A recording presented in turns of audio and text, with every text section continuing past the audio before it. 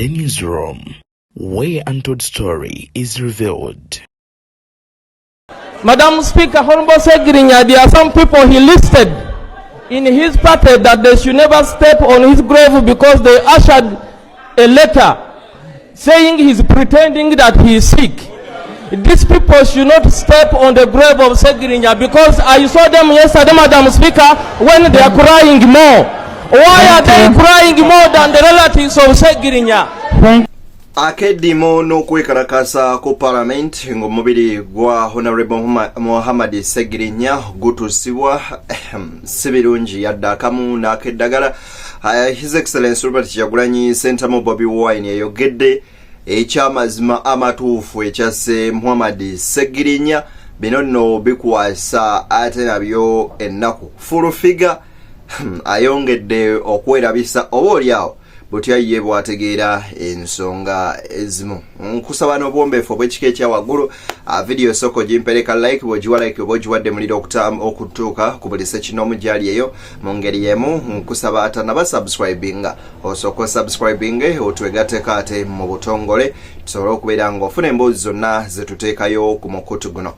Ababaka ba opposition nga bakulembeddwamu leader of opposition bavudde mu mbeera ne beeyambulira speaker ne ba minister ba President Museveni oba aba government yali mu buyinza. Bano nno nga bo beediimye ne bagaana okubeera nga bajja mu kussaamu ekitiibwa omubaka Muhammad Segirinya nga bagenda mu maaso n'okuba nga bamusiibula ku Parliament. Okusinziira ku leader of opposition agambye nti eno tebeere emmanya ya nkoko wabula nabo wekinaba kibatuuseeko bagenda mu maaso n'okubeera nga babakola bwe bati. N'omubaka amanyikiddwako obulungi nga Muhammad Segirinya yali mubaka mu nyumba eno oba mu house eno. Ebigambo bya Lop Joel Senyonyi bibino nkusaba biwulirize.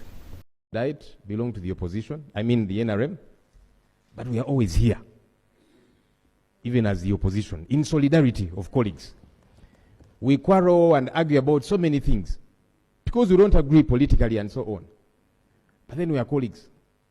And in death, that's why we normally are united. So, Madam Deputy Prime Minister, please convey my utmost disappointment. Ebuvanjuba nebugwanjuba ewaka wasigala we wasinga.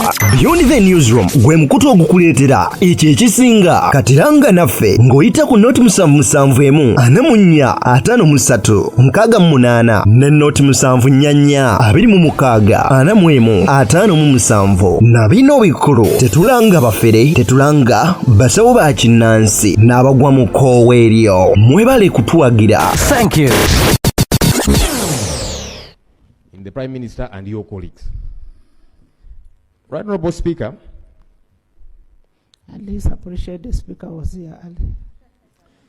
The Speaker is neutral and doesn't debate. That's why I've not involved the Speaker in my disappointment. I wanted it to settle where it should. Honorable Prime Minister, that's a very serious message. And I really want you to relay that message.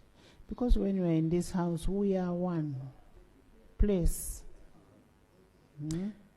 All right, Honorable Speaker. Mungeri yemu Honorable basalirwa naye avudde mu mbeera n'ayogerera Speaker olw'abo ba minister abagenze mu maaso n'okubeera nga beeyisanga ekitagassa obutabeererawo Honorable Segirinya Muhammad. Right Honorable Speaker, procedurally, motions of this nature are either moved by the Prime Minister and usually seconded by the LOP or vice versa. I am now seeing the Prime Minister is not here and the leader of opposition is here. In fact, the entire front bench, Right Honorable Speaker. I want to understand, and I'm not so sure who to ask, but I'll ask you, the head of the institution. Is this a message by government being sent that they are disinterested in the death of the Honorable Segirinya? The absence of the entire cabinet being absent, is it a demonstration that they are disinterested in the death, burial, and perhaps sickness and everything connected with the Honorable Segirinya?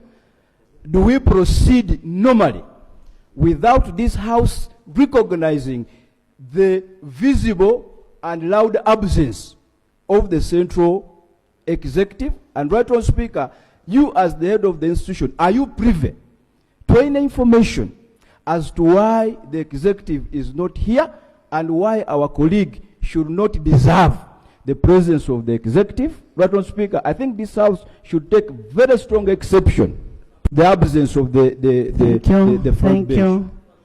Thank you.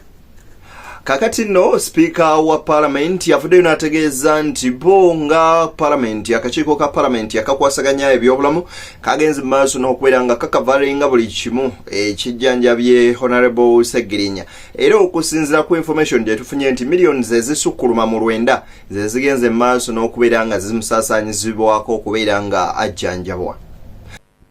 The Parliamentary Commission took all the responsibility for meeting all the costs of Honorable Segirinya's medication in both in Kampala and Nairobi. We were hopeful that one day, one time, would be seated in this house together with the Honorable Segirinya, but God's timing is never our timing.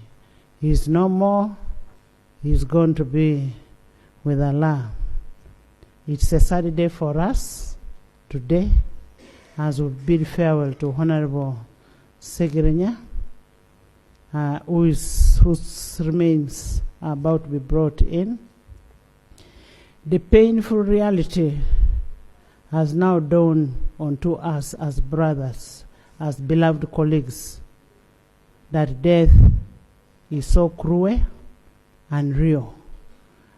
His Excellency Robert Kyagulanyi Ssentamu, the ghetto gladiator Bobby Wine, avuddeyo n'agenda maaso n'okungubagira Segirinya nno ng'ategeeza nti ekisinza okuba nga kimuluma Segirinya teyeeyagaliddeeko mu bubaka bwa Parliament kyokka nga y'omu ku abo abantu akyasinza okukola. Agambye nti Segirinya yasanze okusomozebwa kungi eri abo be bavuganya nabo abali mu buyinza aba gavumenti kwoteeka n'ab'opposition olw'ensonga yali musajja wa kukwatako nnyo akolerawo ebintu bye ekyo nno nga kyalaganga okulabisa abo ababadde baludde mu buyinza nga mpawo na kimu kye bakoledde balonzi baabwe. Ebigambo bya His Excellency Robert Kyagulanyi Ssentamu enkusaba obiwulirize.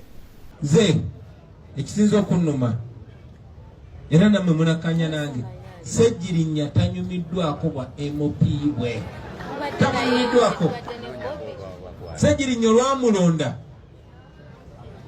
Segirinya atandikirawo ng'alinga aliko ekikyamu ku mutwe alesa ambulance agenda azimba eddwaliro akoze atya nemuyita Segirinya ne mugambo waayo sente ezo zijja wanti ati Mr. President Parliament basobola otuwaayo sente bampadde n'asabye sente ate n'ez'emmotoka zenyina ogulamu emmotoka mwamulaba teyavuzeeko ku mmotoka ya bbeeyi zeyali alina ogulamu emmotoka akoze ambulance akoze eddwaliro akoze eki n'abamu ku banne abali bakalismaati ne bantukira naye gamba naye ono omusajjawo asusiza kabampaane.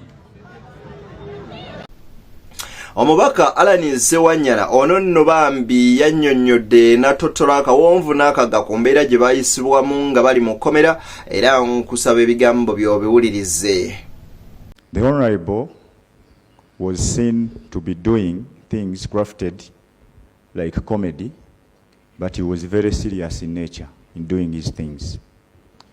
He was a very intelligent man who could tell you things and those things could happen. He was a genuine man who had that genuine love. For every person, he said that he loves him. He was an ardent supporter of change for this nation, not because he disliked those who lead this country in person, but their policies, because he grew up as a poor man in a poor family. He hardly spent 2 or 3 years with his father because his father died at a younger age and he was a soldier of this. As we send off Honorable Segirinya, may we commit to respect the rule of law, because he suffered due to the disregard for the rule of law. Of late, We have seen threats by our country's Chief of Defense Forces, General Muhoozi Kainerugaba, threatening our neighboring countries, including Kenya, South Sudan, DRC, and the threats have extended to his colleagues in the military and even leaders in this country. He, for example, threatened to behead and even eliminate the Honorable Robert Kyagulanyi Ssentamu, a former member of this House and the leader of the National Unity Platform. This is abhorring and unacceptable. I hope that we can all condemn this and demand for action, because this is not acceptable. Kakati yo mubaka amanyikidwa nga Goreti Namuga afuddeyo n'avumirirwa ekikolwa nga kino kyagamba nti yaddaleeteddwa mu Parliament n'abanga ateekebwamu ekitiibwa nti yanyoloddwa nnyo okulaba nga bamusaako bendera ya Uganda ng'ate bendera y'emu oba eggwanga lyerimu lyenyigira mu kumutulugunya n'okumutuusa okubeera nga akkirira ewa Ssenkaaba. Kati wano tuli mu Parliament tuzze nga ffe family ya Segirinya ey'okubiri 11th Parliament bannaffe ab'opposition n'ab'NRM nga tebeyawuddemu neffe ogwaffe tukakatako okubeerawo wano olwaleero nga Segirinya aweebwa ekitiibwa ky'obuweereza, respect for having served. Ne mumanye ekiruma okuteekako bendera y'eggwanga ng'eggwanga lyetaba mu kutulugunya. Kiruma bendera bagimutaddeko tugirabye, abasirikale bamuwerekedde well and good. Bamuwerekedde naye bamuwerekedde singa kyakolebwa okumuyambako okuwangala ya at least emyaka emirala mu maaso. Segirinya n'akuza ku baana be naye ne yeeyagala n'asetolinga ne family ye. So bino ebitiibwa oluusi batuwanga tufudde birungi naye baali bitukoledde nga tuli balamu. Toyinza kufacilitatinga kuvaawo kwange ate nompa ebitiibwa mu kunziika. So kyabulabe nnyo tufube okulaba nga tukola byonna ebisoboka okulaba nti bannaffe tubawa obwenkanya. Ensonga ya justice system wano mu ggwanga amakooti. Kooti mulina okukola omulimu omunene nnyo naye abantu kooti zigenda batama. Abantu bagenda kuggweebwamu amaanyi. Poliisi zaafuuse poliisi. So byonna ebyo tugamba Mr. Update, fight hard. Yatugaana government rest in peace. Neffe tusaba Omukama amuyambe gy'alaze olugendo si lwangu. Oli ayinza okugaa nti awummule emirembe naye wa gy'owummulira emirembe. So Parliament egenda kutandika tetusobola gibawa live naye kirungi ku TV bigenda kubeerako. Mwebale tugoberera okuva eggulo bwe twabadde ku kitebe kyaffe twongere tugende e Kawempe olwaleero era enkya tugende e Masaka nga tumuwerekera tugende ku Sande tumuziike mu bungi okukola statement nti Segirinya was a people's leader. Yali mukulembeze w'abantu. Segirinya yalwaniranga eddembe lyaffe so naye tulwanirira eddembe lye. Beyond the newsroom, full figure wona avuddeyo n'atabukira Bobi Wine n'amugamba nti ayagala nnyo emirambo n'ebigambo ebirala ebigenderako byayogedde oba oliawo ebitalina nsa sinakindi ebitalina makulu.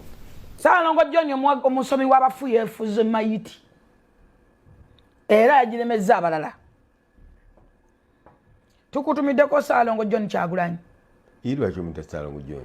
Kati omukulembeze wa party principle okubanga gwosoma birango gwolagire bagenda kuziika ddi gwogenda gye bagenda gwembalira ku maiti gwagisitula gwagibera mu maaso. Is it a president of a party? No way. Mutya kubyogerako basenyonyi bakole mulimu ki ate abalala bakole ki? What is others? At least Lubongo ya Secretary General, but you nene detwane Saalongo John ate atikati anti yasomebira yalagirira tugenda ojja mute njagala ozanyi ne abana abesimbyewo njagala tugenda kutanda bwe tuti enfayo yokulezika Segirinya etandise bweti olwaleero agenda kusula wano encha agenda kubeera ku kibiina ku party encha agenda mu parliament aveyo agenda makaage chebano aveyo tumutwale mu kyalo eguni. Saalongo John Kyagulanyi tukubuuzizaako webale mirimu gyotusaako eggwanga omukulembeze siyo oyo twagamba toli president material. You are announcing deadly material.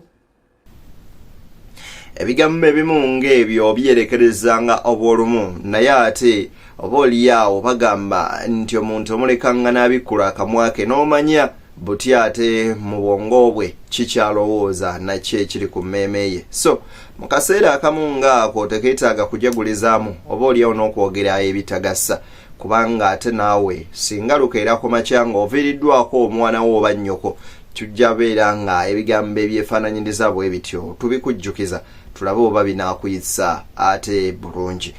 Bwe tuba tweyongeddeyoko mu birala, omubaka Shamimu Malende ng'asinziira mu ddwaliro Nsambya agenze mu maaso n'okubeera nga akungubagira mubaka munne Muhammad Segirinya ng'ate ono yali looya we n'okufuba okulaba nga bamugya bambi mu kkomera. Bagezaako okusaba bail agenda afuna obujjanjabi, omulamuzi n'agaana. Bino nno bwe biti bambi bw'ayogedde.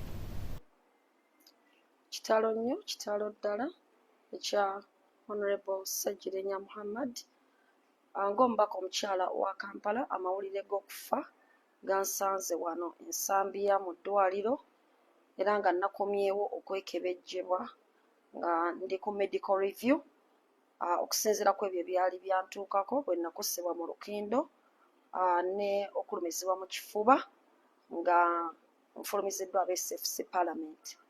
Njagala okusaasira abantu ba famire ya Honorable Segirinya Muhammad, emikwano gye wamu n'abantu ba Kawempe North. Inna lillahi wa inna ilaihi raji'un. Tuli ku BTN Media Beyond the Newsroom. Ensonga nnyingi nnyo tukyagenda mu maaso n'okuba nga tuzikolako era mbaagaliza bye munjagaliza banywanyi. Tusinkane nga Mungu asiimye ate era banywanyi mbaagaliza ebyo bye munjagaliza.